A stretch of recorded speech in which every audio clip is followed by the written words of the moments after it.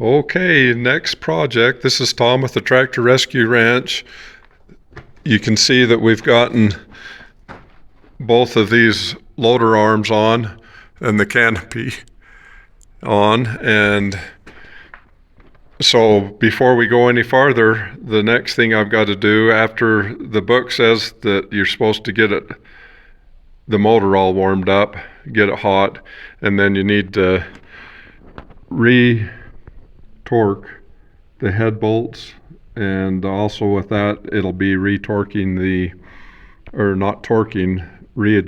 valves after the head has been warmed up and seated into place really good. So that's my project today, to get that done. One of my projects today.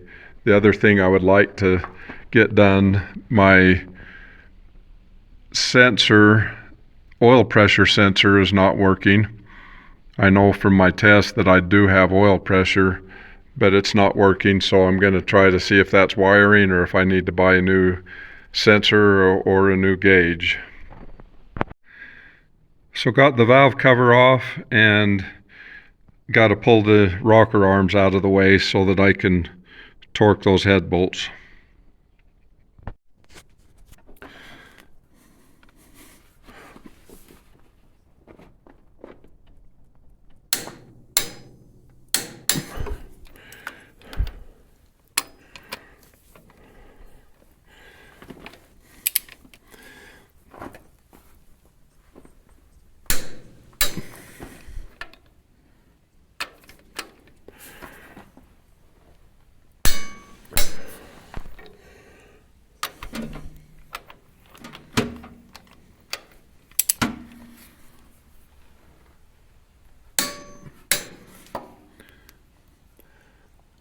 So a few of these bolts are tightening up just a little bit, but not much. So about half of those head bolts tightened just slightly before it clicked. So it was pretty close, but it feels good to have it done the way it's supposed to be done, to take the time to redo it. So I've gotten through all of the valves, adjusted them again, and there was one valve that was just a little bit off, but I didn't make hardly any adjustments on them, so they turned out pretty good from the start. So on this oil pressure gauge, you can see right down in there is the sending unit, and here's the wire that goes on it. And so I've got the key turned on, I've got that wire pulled off, and the key is turned on. And there's the pressure gauge. So when I ground out that wire, the gauge moves. So that we know is the gauge is working. The wiring is all working in between here and there. So with that on there, if starting it up, if the oil pressure doesn't come up, this sending unit is what's wrong. And so what happens there is that sending unit, when the oil pressure comes up, that sending unit gradually grounds out this wire, which makes the gauge work. So I'll hook it up here and start it up and see if we have any movement up there on the gauge. But this wire down here, this plug-in, I put a new plug-in on it. The plug on it was suspect, so I'm thinking maybe putting that new plug on and plugging it in, it may work here.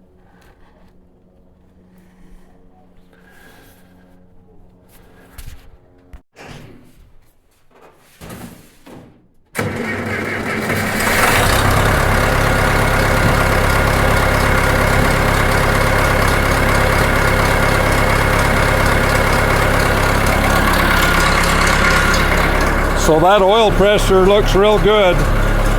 We're good to go on that system. Well, we have got the oil pressure gauge working, and the gas gauge works as long as the gas tank is full.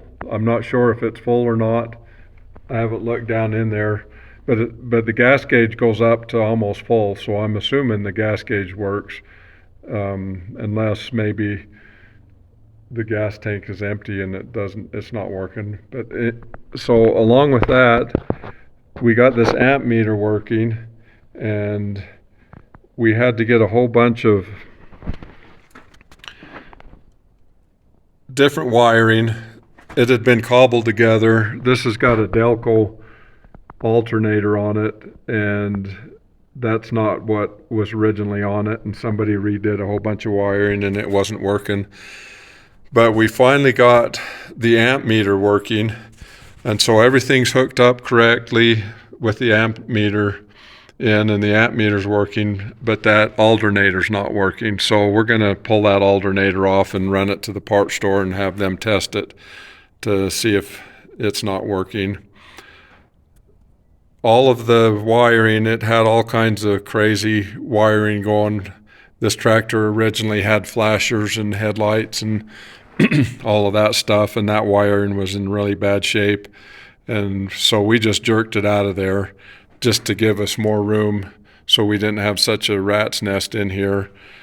We pulled all the light wiring out, get it out of our way. We are going to put some tail light on it and headlights on it so it can be used at night, but there's no reason for flashers because it won't be going out on the road or anything.